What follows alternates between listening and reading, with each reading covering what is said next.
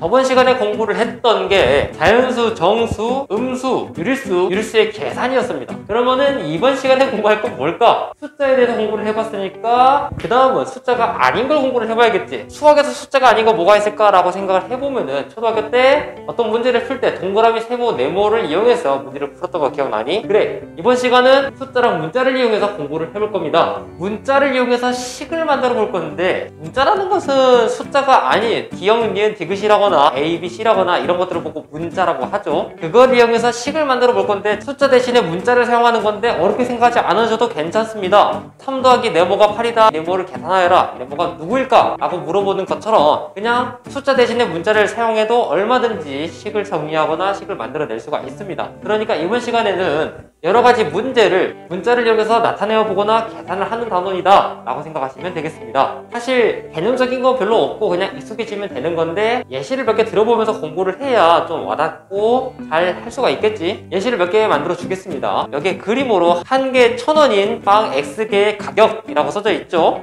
얘를 문자를 사용한 식으로 나타내어 볼 건데 결국 문제가 물어보는 것은 빵 X개의 가격이고, 빵 X개의 가격을 구하려면은 빵 한 개의 가격에서 빵의 개수를 구하면 되겠지. 자, 아까 문제에서 뭐라고 했죠? 빵 한 개의 가격은 1,000원이고 그 빵을 X개 사겠다라고 했잖아. 그래서 얘를 문자를 사용한 식으로 나타내어 보면은 1000 곱하기 X다 라고 생각하시면 되겠습니다. 그리고 이게 정답이에요. 다른 것도 한번 해볼까? 여기에 한 변의 길이가 Acm인 정오각형의 둘레 길이가 몇일까라고 물어본 거잖아. 결국 문제에서 물어보는 게 둘레의 길이가 될 것이고, 변의 둘레의 길이를 구하기 위해서는 변의 개수 곱하기 변의 길이를 하면 되겠지. 얘는 정오각형이니까 변의 개수는 5개가 될 것이고 변의 길이는 Acm라고 했으니까 5 곱하기 A cm이다 라고 대답을 하시면 되겠습니다. 어렵게 생각하지 말고 이런 식으로 문자가 있었으면은 문자도 하나의 수라고 생각을 하면서 문자랑 수랑 같이 섞어서 계산을 하시면 되겠습니다. 이번에는 조금 어려운 걸 할 건데 친구들이 이 유형을 자꾸 틀리더라고. 그래서 이거를 한번 짚어주기 위해서 설명을 해줄 겁니다. 12자리 숫자가 A, 1자리 숫자가 B인 두 자리 자연수가 있었다고 했을 때 얘를 문자랑 수를 이용해서 나타내어 볼 거야. 만약에 23이라는 숫자가 있었을 때 얘는 20 플러스 3이 될 것이고, 좀 더 자세하게 분해를 해서 나타내어 보면은 10 곱하기 2 플러스 1 곱하기 3이다 라고 할 수가 있겠지. 87이라는 숫자로 한 번 더 예시를 들어보면은 80하고 7로 따로 나누어서 쓸 수가 있을 것이고, 얘는 10 곱하기 8 플러스 1 곱하기 7로 나눠 쓸 수가 있겠지. 이런 식으로 12자리랑 1자리가 문자로 따로 정해져 있었을 때 12자리가 A고 1자리가 B니까 그냥 A, B 아니야 라고 할 수가 있는데 아닙니다. 조금 이따 설명을 할 거지만 이렇게 A, B가 곱어 있으면은 A랑 B가 곱해진 판정을 받게 됩니다. 그래서 문제에서 물어보는 대로 12자리가 A이고 1자리가 B일 때는 10 곱하기 A 플러스 1 곱하기 B라고 표현을 하셔야 옳게 된 겁니다. 생각을 해보면 12자리가 5이고 1자리가 6이라고 생각을 했을 때 56이잖아요. 근데 만약에 5, 6 이렇게 붙였으면은 맞는 것 같아도 얘는 조금 이따 공부할 곱하기 판정이 되어서 30이라는 계산 결과가 나와버립니다. 아니에요. 이런 식으로 써야 10 곱하기 5, 1 곱하기 6이 되어서 아, 이걸 계산을 해보니까 56이겠구나. 이렇게 계산 결론이 나와야 합니다. 하나의 규칙이니까 꼭 이렇게 쓰는 걸 연습을 해두세요. 알겠죠? 이렇게 문자랑 수를 이용해서 식을 만들어 봤는데 하다 보니까 곱하기라는 게 너무 많이 쓰이잖아. 곱하기 하나하나 다 쓰니까 너무 번거롭고 재미가 없어. 귀찮기도 하고. 그래서 수학자들이 곱하기를 생략을 하자라고 약속을 하기 시작합니다. 문자식에서 문자랑 숫자가 곱셈에 관련돼서 같이 사용이 됐을 때는 곱하기를 생략하셔도 좋습니다. 다만 몇 가지 조건들이 있으니까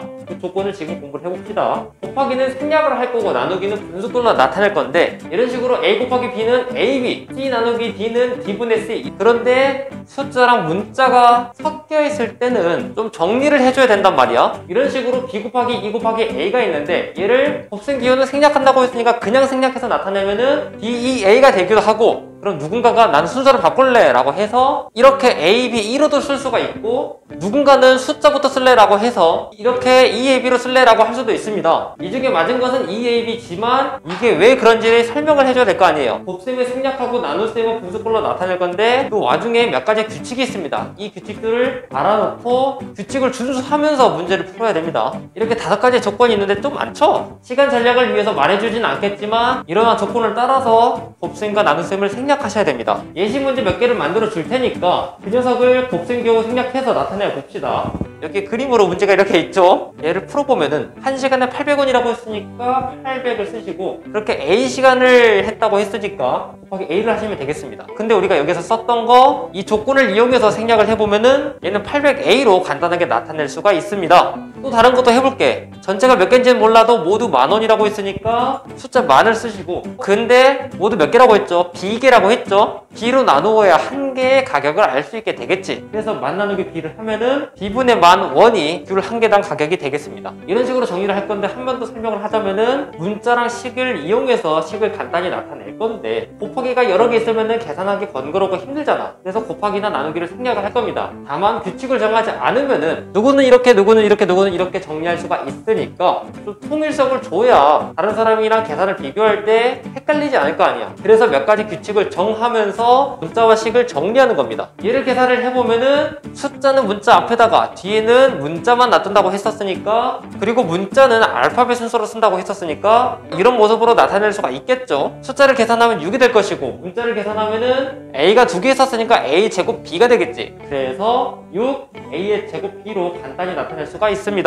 다른 것도 계산을 해볼 건데, 곱하기는 생략하고 나누기는 분수꼴로 만든다고 했었으니까 27 곱하기 A를 분자에, B 곱하기 B를 분모에 놔둘 수가 있겠지. 얘를 간단히 정리하면 B의 제곱분의 27A가 되겠습니다. 이런 식으로 이번 시간에는 문자를 사용해서 식을 나타내는 방법에 대해서 공부를 해봤는데, 처음 접하는 사람들한테는 좀 어려울 수가 있습니다. 왜냐면은 숫자로 이 계산을 잘할 수는 있는데 갑자기 문자가 나오기도 하고 한글이 나와가지고 또 어려워지니까. 하지만 이번 단원도 여러 번 풀고 상식적으로 생각을 한다면은 그렇게 어렵지 않을 거라 생각을 합니다. 열심히 하는 만큼 실력은 오르기 마련이니까 열심히 한번 해봅시다. 하다가 어려우면은 얼마든지 물어보고. 다음 시간에 뭘 할까? 다음 내용은 우리가 이렇게 문자를 사용해서 식을 만들어 봤잖아. 그 의미는 문자랑 숫자랑 같다는 거지. 숫자 대신에 문자를 이렇게 넣어 보았으니까 반대로 문자에다가 숫자를 넣어봐도 되겠지. 그래서 다음 시간에는 수의 대입, 식의 값이라는 그 내용을 공부를 할 겁니다. 다음 영상도 집중해서 봐주세요. 그럼 빠이!